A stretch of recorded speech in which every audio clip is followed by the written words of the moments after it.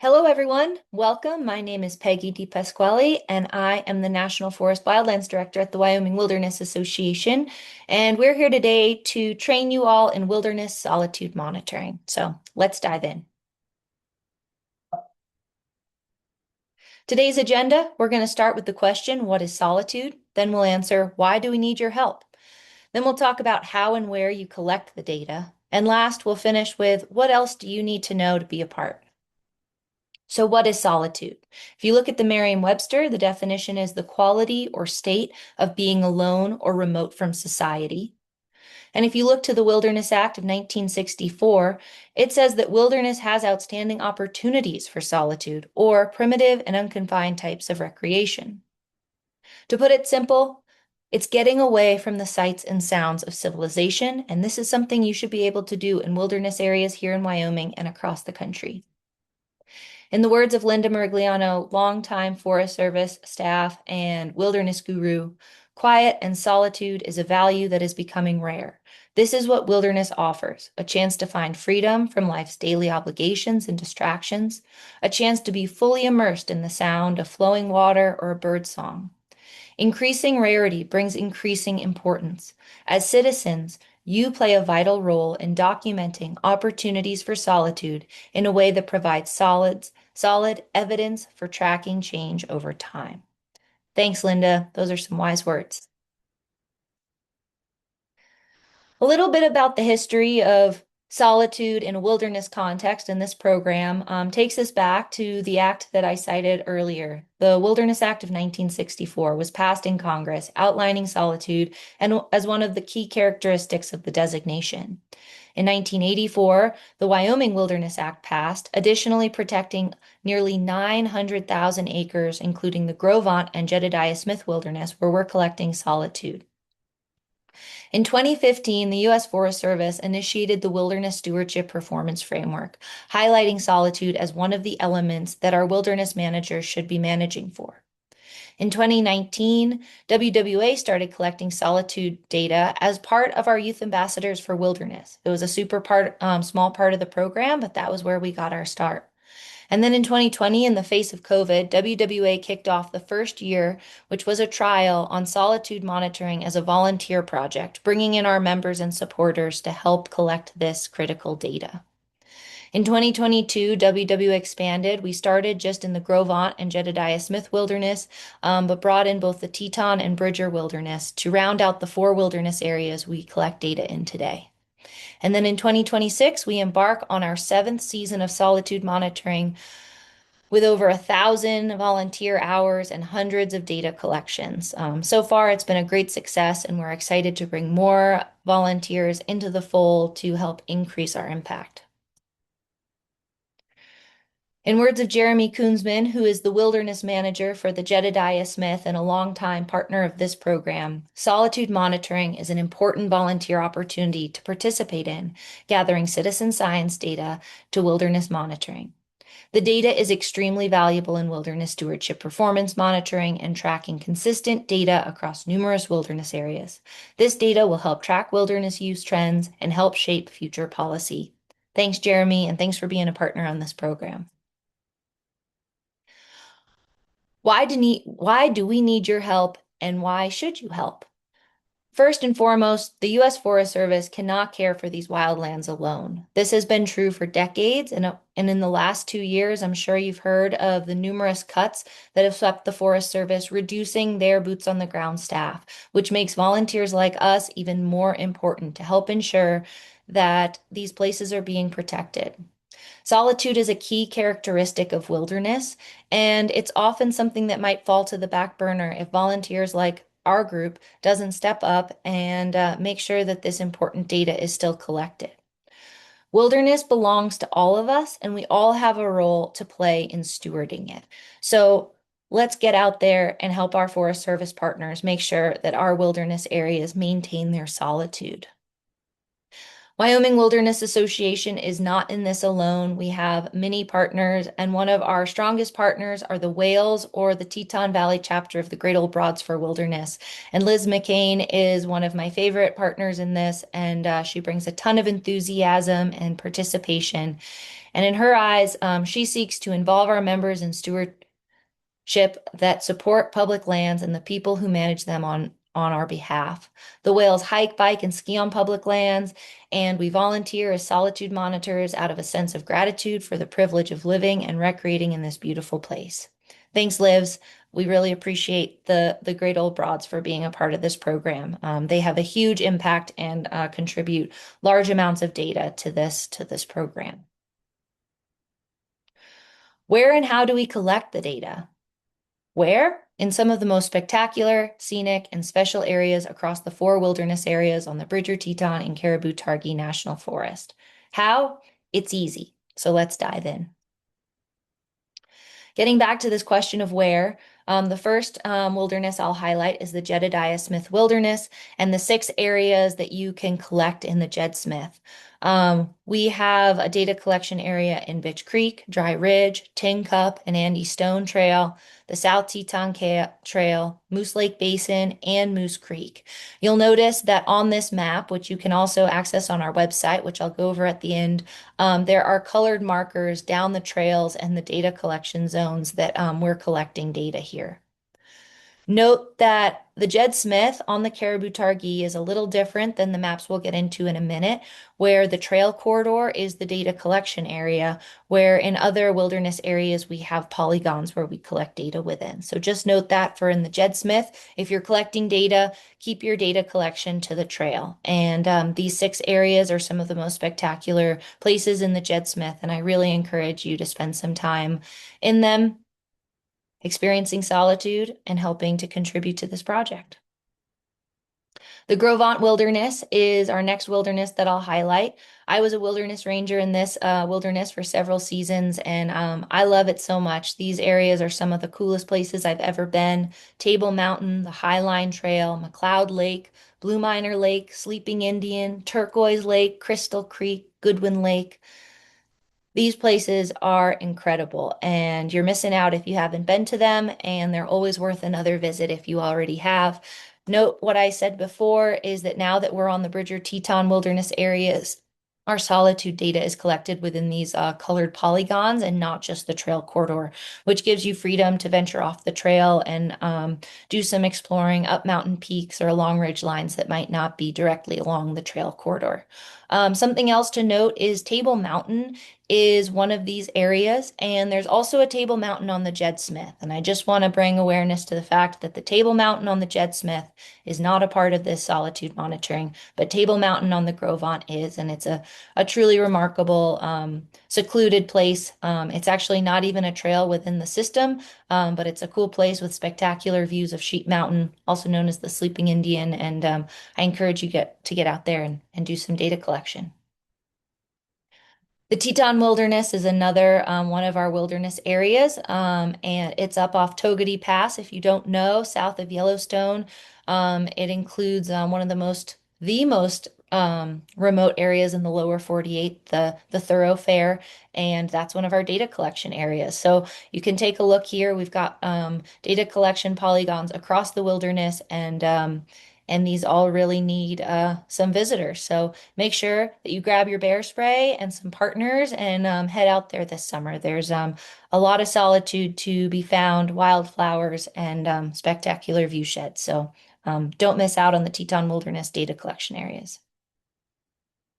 The Bridger Wilderness is our final and 4th wilderness, and our partner there, Jay Sammer, has broken this down into 3 data collection areas.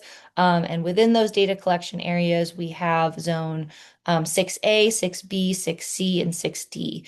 And I want to explain this a little bit. So there is a spectrum of solitude. Not everyone is looking for that trailless, remote lake basin where they are likely not to see another soul for days at a time, but some people are. Some people feel like they are getting solitude by going down a trail, even if they run into other users along the way, as long as they're getting away from those sights and sounds of civilization. And so this is how this spectrum is broken down. 6A is that most secluded area, and 6D is those zones where you're more likely to see other folks and have maybe less opportunity for solitude, but still maybe the level of solitude that some users are looking for. And then the spectrum 6C and 6B are on that spectrum in between. So incredible places in the Bridger Wilderness. If the Bridger Wilderness isn't ringing a bell, this is the Wind River Range, some of the most spectacular mountains and lake basins in the entire country, likely the world. And this solitude monitoring project gives you an excuse to get out and spend some time in them. So don't miss the opportunity to take advantage. As I mentioned, Jay Sammer is our wilderness manager from the Bridger Wilderness. He's an incredible ally to wilderness and to WWA and encourages this program to continue year after year, and we can't thank him enough. And I just want to share his words and his quote. Within the action of solitude monitoring, we as a civilization participate in checking the health and well-being of the National Wilderness Preservation System at one of its core indicators that can show us if wilderness itself is holding up to the scrutiny that the Wilderness Act asked us to hold true from time of designation forward. So just know that when you are participating in solitude monitoring, through Jay's words, you are a part of something so much bigger than yourself. You're part of a legacy and you're part of management that will last into the future. Thanks for your insight, Jay. So now to move into the how. And the answer is it's easy. So all of you, we're about halfway through our season already. Some data collections have already been made. So I want to just bring your awareness to the fact that I maintain the Solitude Monitoring Field Tracker. This is just a screenshot of the first page, but you can access this tracker via our website, and you can go through every wilderness and see this breakdown of the different data collection areas or zones and the number of data collections we need. So WWA's commitment to the forest is that we will collect data in certain areas, and to help with the protocol, which requires them to collect one weekday and one weekend 5 times throughout a 5-year cycle, we've broken it down that we're responsible for one weekday and one weekend in the zones we have identified every season. And so go into this tracker, check out the zone, and see if it needs an area, see if it needs a collection. If it's a green box with a 1 in it, it needs a collection. If it's a white box with a 1 in it, it needs a collection. It's not necessarily WWA's responsibility, but I encourage you to do it nonetheless. And if there is a white box with a 0 in it, that means that we've already collected data there this summer. But anyone who knows science knows that the more data we can get, the more robust our data and the more significant our findings. So if you really want to go to the Highline Trail on a Wednesday, but you see that a data collection has already happened, please go ahead and do it. But I also encourage you to balance that out by also looking for one of these green boxes with a 1 and helping WWA meet our requirement to collecting the data in the zones we've committed to. So use the data tracker to make sure that you are selecting an area that needs data, or if you are going to a different one, you do it with eyes wide open. And if you have any questions, as always, reach out to me. I'm happy to walk you through this more. The other resource available on our website, you can download it and print it, or you can open it in a Google Doc and edit it virtually and send me a virtually edited form. The data collection form is something that also is not rocket science. It's easy. So if you get to know what the framework is, you are welcome to use a little notebook and jot down data throughout the day and then fill in a form when you get back. So there are lots of options for how you engage, just as long as you make sure you're filling in all of these fields and you do it consistently with our protocol. So to start, easy, fill in your name, then enter the number of volunteers that are out with you. If you're in a group of 5 or 6, put 5 or 6. Even if you're the only one collecting data, everyone in that crew is spending their day going to a data collection zone. So count all the people who are in your group.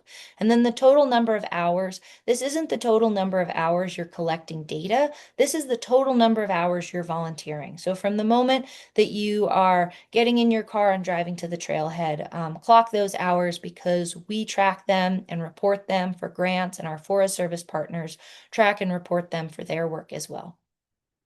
The monitoring area name, going back to the maps, there are many across all the different forests and wilderness areas, so make sure that you're recording the specific one that you're going to. If you're spending time in multiple data collection areas, make sure that you are filling in multiple forms. You can't collect data for multiple zones in the same form. And then the location of monitoring, you're going to enter your start and stop locations.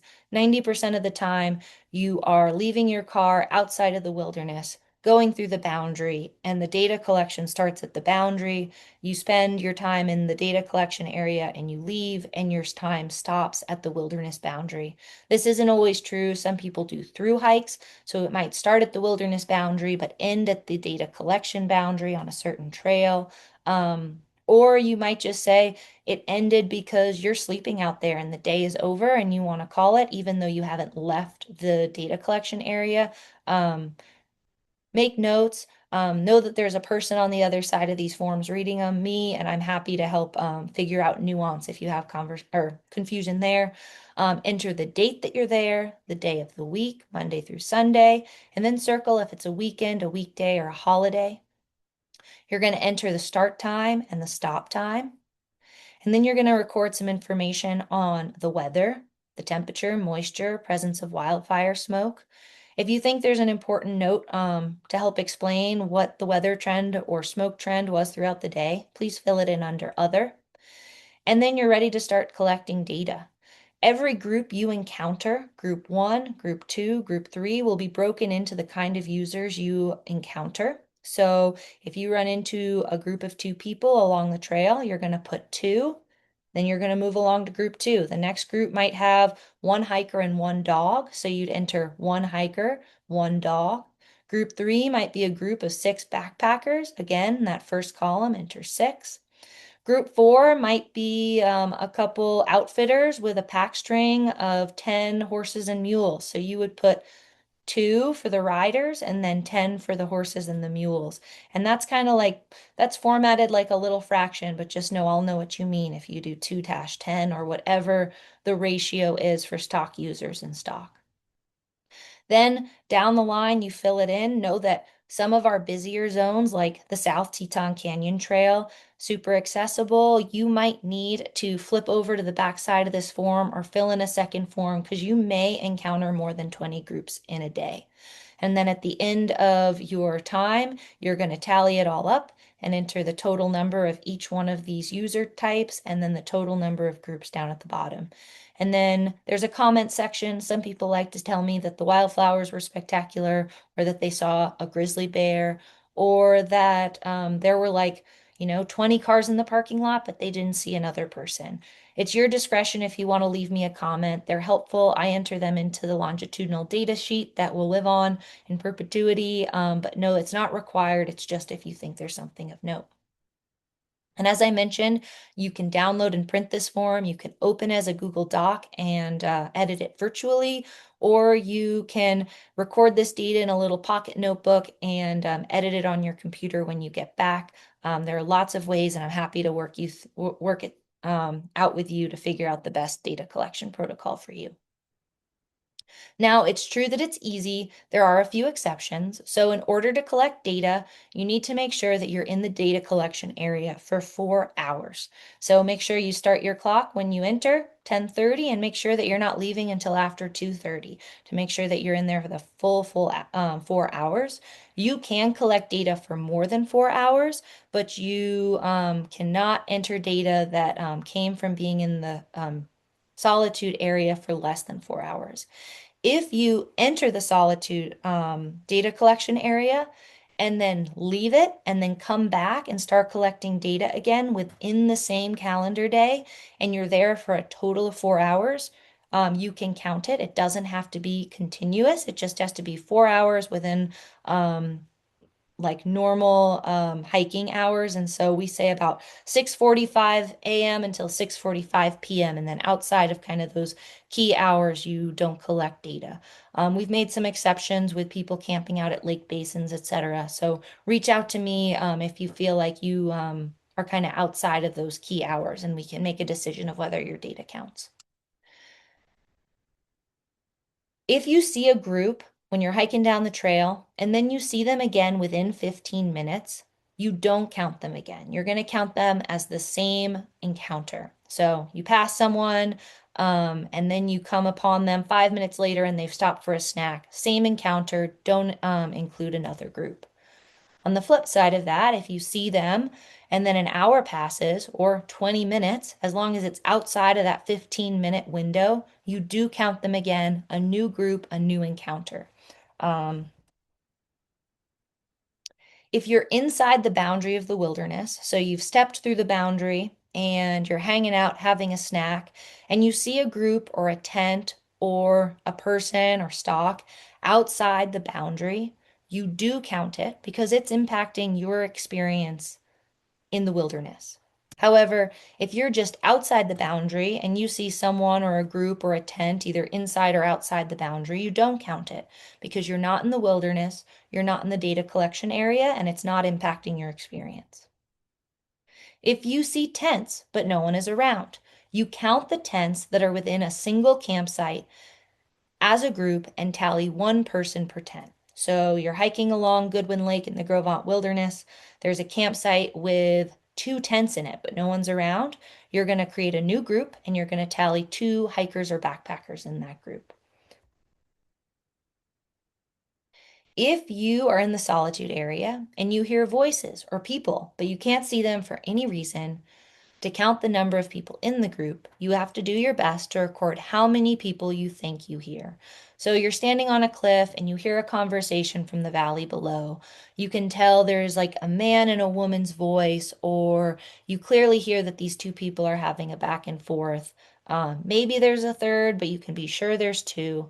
Just go with the number that you're most confident in. If you think there's a third voice, add three people. But if it's a conversation, you think there's two people having it, you start a new group and you record two people. It's that easy. What else do you need to know? So within all of that, you might be saying, oh man, how do I know that there's only two people in that group? And what if I forgot to check my time when I saw people and I don't know if it's been 14 minutes or 16 minutes since I saw them last?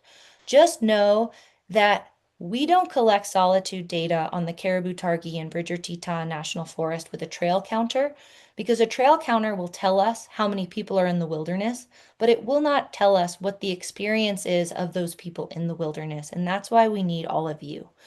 So know that you are recording your experience. And so if you feel like you had just seen that group, even if you didn't check your time, it's up to you to decide if you record another group or not.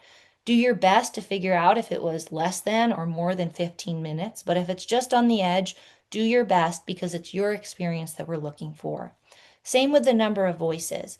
Even though we can't know for sure how many people are in the group you hear, what is the impact to your experience? Does it feel like you are sharing this place with two other people or 20 other people? And make your best guess of how many people are out there based on the voices you hear and record it to your best ability. Because remember, this isn't a trail counter, this is an experience qualifier and quantifier, and you are our outlet for being able to figure out what the experience is and what the opportunity for solitude is within these data collection areas. Because knowledge is power, we need these experiences, we need this data recorded so we can make, and when I say we, I really mean our Forest Service partners. So our Forest Service partners can make informed and educated management decisions. Some folks have pushed back on this program and said, Peggy, I think that you are collecting this data in order to permit these areas, and I don't want to see permits in these areas. But we are not doing this in order to do anything. We are just doing this to inform the management of our wilderness. And I would say almost every data collection that we do points to the fact that solitude is in abundance in our wilderness areas and that the opportunity to go out and get away from the sights and sounds of civilization are in good shape. So knowledge is power. We're not doing this for any specific outcome. We're just doing it to understand better what's going on in our wilderness. What else do you need to know?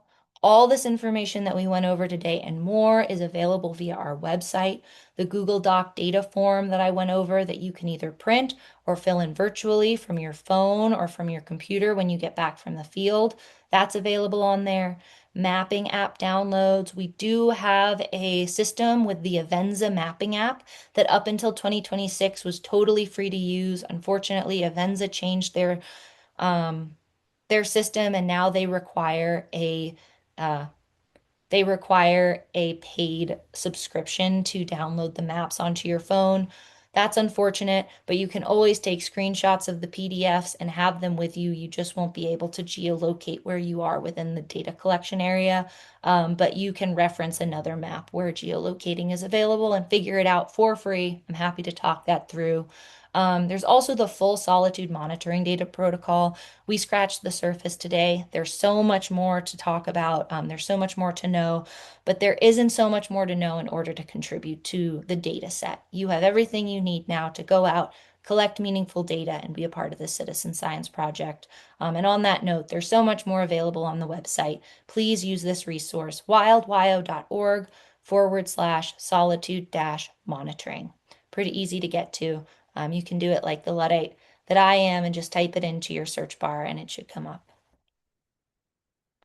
I want to close with some more words of wisdom from one of our partners, Jason Sammer. Through solitude monitoring, we assess one of the core indicators of wilderness character, helping determine whether designated wilderness continues to meet the standard of preservation envisioned by the Wilderness Act. So just remember that being a part of this program means being a part of something so much greater. And then, in some words from me, it's really important and it's really fun. As I mentioned, these places are some of the most special, spectacular um, areas across our wilderness, and this is giving you an excuse to get out and explore them and do some stewardship along the way. Thank you so much. Thank you to everyone who is a part of this, the Jedediah Smith Wilderness Crew, the Grovant Wilderness Crew, the Teton Wilderness Crew, and the Bridger Wilderness Crew. Thanks to the Great Old Broads for Wilderness. There's a great picture on this slide of a crew that we just got out with last week. Liz McCain for being my partner in crime and helping organize the Great Old Broads. Also, the National Wilderness Stewardship Alliance. It's a national group that funded this program for years. It lost its funding due to changes in our government, but it remains a viable wilderness advocate and stewardship group, and we're lucky to work with them. The Community Foundation of Jackson Hole stepped up and helped provide funding for us to do this program this summer, so thanks to them as well. And thanks to all of you, past and future stewardship solitude monitors for joining the crew and being a part of what we do. With that, I'm going to call the training. Thank you so much.